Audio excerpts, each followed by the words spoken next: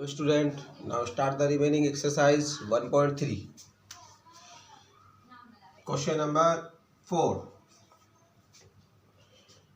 Write down the all the subset of the following set. यानी इनके आपको subset लिखने हैं, मीन्स आपको इसका पावर सेट बनाना है। तो सबसे पहले जानते हैं नंबर ऑफ सबसेट।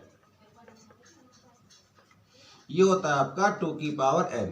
इसमें एक एलिमेंट है तो इसमें आ जाएगा 2 की पावर 1। तो इसका मतलब दो इसके सबसेट होंगे। सबसेट का मतलब पी ए, पावर सेट से हम इसे रिप्रेजेंट करते हैं। एक तो हमेशा 5 होता है, ये तो सभी में आ नहीं आना, और एक अकेले ए, इसमें दो एलिमेंट हो गए तो ये आपका पावर सेट बन जाता है। ये इसके नंबर ऑफ सबसेट होते हैं। जैसे मैं थर्ड पार्ट कराता हूँ। थर्ड पार्ट ये सेट दे रखा आपको 1 2 3 नंबर ऑफ पावर सेट। 2 की पावर है मतलब 2 की पावर 3, 3 एलिमेंट है तो 2 की पावर 3 इक्वल टू 8। इसमें 8 सबसेट होंगे। तो 8 निकालने के लिए पी ए इक्वल टू, एक तो आपका 5, ये तो हर कंडीशन में आना ही आना है। दूसरा 1, फिर अकेले अकेले 2 3, फिर दो लोगों 1 2 2 3 3 1, और एक लास्ट बचेगा 1 2 3। ये इसके नंबर ऑफ पावर सेट हो गए। 1 2 3 4 5 6 7 8 आ गए होता है। Question number 5, how many element has P A. और ए में जो सेट दे रखे 5 मतलब एम्प्टी सेट है आपका। इसमें नंबर ऑफ एलिमेंट बनाने हैं पी ए, इसके नंबर ऑफ सबसेट। तो एलिमेंट एक भी नहीं है, नंबर ऑफ सबसेट 2 की पावर 0, 5 का मतलब एम्प्टी सेट यानी 1, एक ही बनेगा। तो पी ए में जो एलिमेंट आएंगे वो आ जाएगा सिर्फ अकेला 5, और इसके अलावा और कोई एलिमेंट नहीं आएगा। क्वेश्चन नंबर 6, इसमें आपको इंटरवल बनाने हैं। Write down the following intervals. A set दे रखा आपको x such that x belongs to R, और 4 x 6 ये आपको गिवन दे रखा है।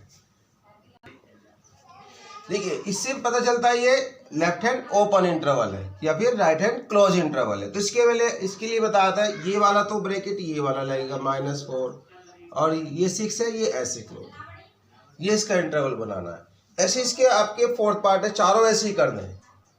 Question number 7, right the following interval in A set builder form. ये इंटरवल दे रखा -3 से 0।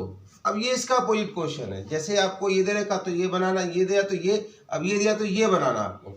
ए equal to x such that x belongs to R, और इसकी जो वैल्यू है एक्स की वो 0 तक लाई कर रही है, -3 से लेके 0 के बीच में लाई कर रही है। ये इसका फर्स्ट पार्ट है।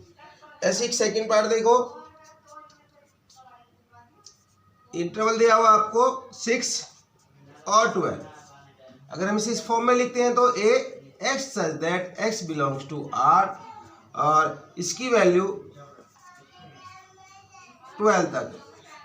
मीन्स आपको समझ में आना चाहिए ये जो इंटरवल है क्लोज इंटरवल है, मतलब दोनों साइड से क्लोज है। ये वाला इंटरवल ओपन इंटरवल है। इनके ब्रैकेट, अगर ये वाला आपका ब्रैकेट बना हुआ तो ये क्लोज होता है, ये वाला बना हुआ तो ये आपका ओपन इंटरवल होता है। Number 8, what universal set S would you propose for each of the following. दो क्वेश्चन दिए हुए आपके उसके अंदर। इसके लिए आपको यूनिवर्सल सेट मीन्स सबसे बड़ा जो सेट होता है जिसमें सारे एलिमेंट आपके बिलोंग कर रहे हो। The set of right triangle, एक तो ये सेकंड दिया है। The set of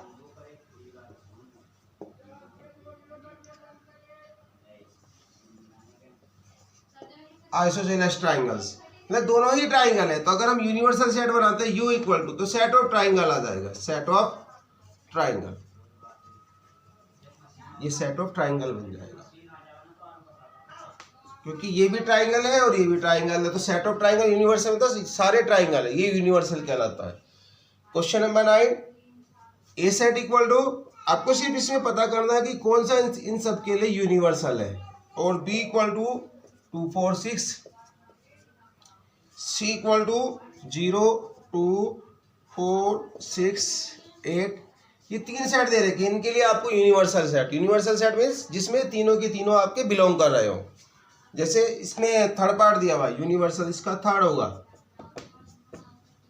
A equal to 0 1 2 3 4 5 6 7 8 9 और 10, ये इसका यूनिवर्सल सेट होगा। थर्ड पार्ट इसका सही है, राइट है।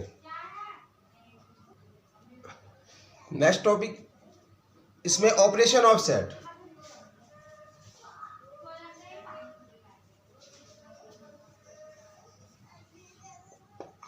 ऑपरेशन ऑफ सेट में इसमें तीन मेन आते हैं, 3 मेन है। मतलब फर्स्ट आता है इसमें union, union of set. Union इसका नोटेशन ये यू की तरह बना रहता है, ये नोटेशन है। जैसे ए सेट आपको दे दिया जाए 1 2 5 6 9 10, एक सेट तो ये दे दिया आपको।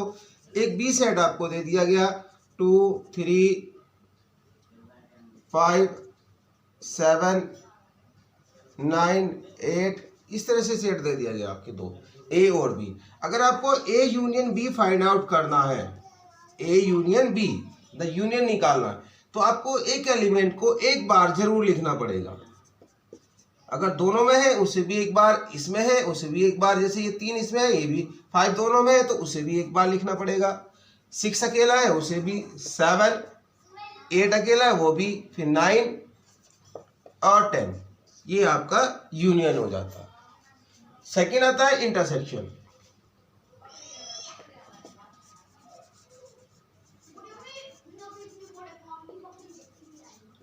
इंटरसेक्शन, इंटरसेक्शन मीन्स जो दोनों के अंदर, इसका जो नोटेशन वो उल्टा यू होता है, इस तरह से बनता है।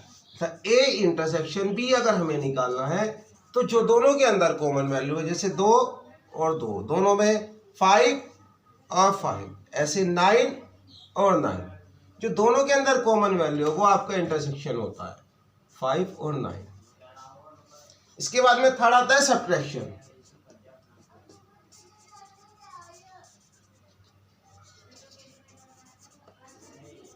सब्ट्रैक्शन, सब्ट्रैक्शन मीन्स ए माइनस बी अगर हमें निकालना है तो ये होता है, जैसे ए में से बी जो कॉमन वैल्यू है वे आपकी हटा देंगे, मतलब जो ए के अंदर एलिमेंट बचेंगे वो आपके रह जाएंगे 1 6 और 10। ए माइनस बी का मीन्स ये होता है कॉमन वैल्यू दोनों की ये हटा देंगे, उनको कैंसिल, यहाँ पे बचेगा 1 6 10। अगर आपका बी माइनस ए आ रहा है तो इसका मतलब बी में से ए को माइनस करें तो यहाँ पर 3 7 8 बचेगा, 3 7 8। यही आपके 3 इसमें ऑपरेशन है, यूनियन, इंटरसेक्शन और subtraction. Venn diagram, Venn diagram इसमें सबसे मेन है। वेन डायग्राम मतलब इसमें हमें इसके डायग्राम बनाने होते हैं, तो फर्स्ट लिए आपका आता है ए यूनियन बी का वेन डायग्राम बनाना है। ए यूनियन बी एक यूनिवर्सल सेट इस तरह से बनाते हैं रेक्टेंगल सेट में, ये आपका यूनिवर्सल सेट है। ए सेट और बी सेट, ये ए सेट है और ये आपका बी सेट है। हमें निकालना है A union B. A union B में हमने कॉमन वैल्यू भी ले ली थी और इधर वाले जो बचे वो भी ले लिए, इधर वाले जो बचे वो भी, मतलब सारा का सारा ये शेड करना पड़ेगा आपको। ये सभी एलिमेंट हमने एक बार ले लिए थे। ये आपका क्या हो गया union. Second A intersection B. A intersection B means ये आपका यूनिवर्सल सेट है, ये ए इसी तरह से ए सेट है और ये वाला आपका बी सेट है, ए और B, A intersection B. A intersection B में हमने लिया था कॉमन वैल्यू जो है आपकी ये वाली वैल्यू, इसको शेड करते हैं बस, ये आपका इंटरसेक्शन का हो। Third subtraction,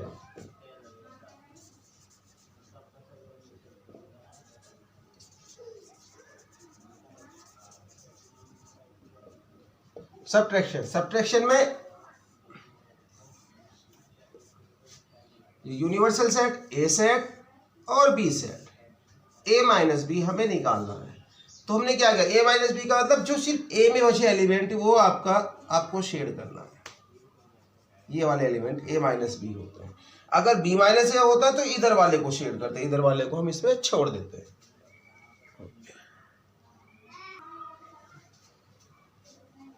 properties of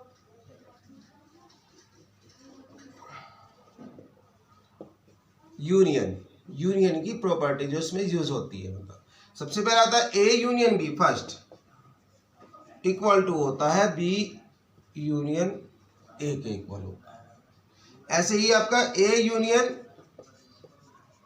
B union C equal to होता है A union B union C के इक्वल आ जाएगा। ये second property. Third, A union 5 equal to आपका ए के इक्वल होगा। A union A fourth, A union A equal to A के होगा। ऐसी properties of intersection.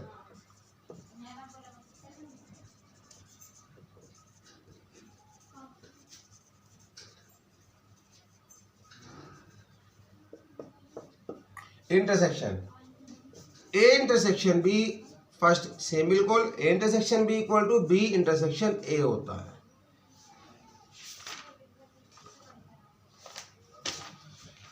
A intersection B intersection C equal to A intersection B intersection C के equal होगा। ऐसे यदि ए इंटरसेक्शन ये सेकंड और third, A intersection 5 equal to 5 होगा क्योंकि दोनों के अंदर कोई भी कॉमन वैल्यू नहीं बचेगी। और fourth, A intersection A equal to A के इक्वल होगा।